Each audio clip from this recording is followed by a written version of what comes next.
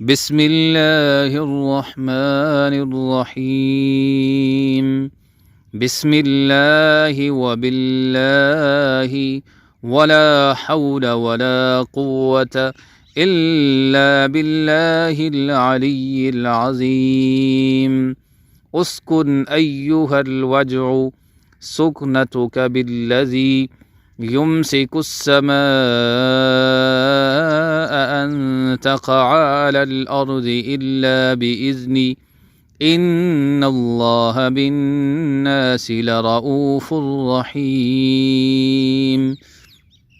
بسم الله الرحمن الرحيم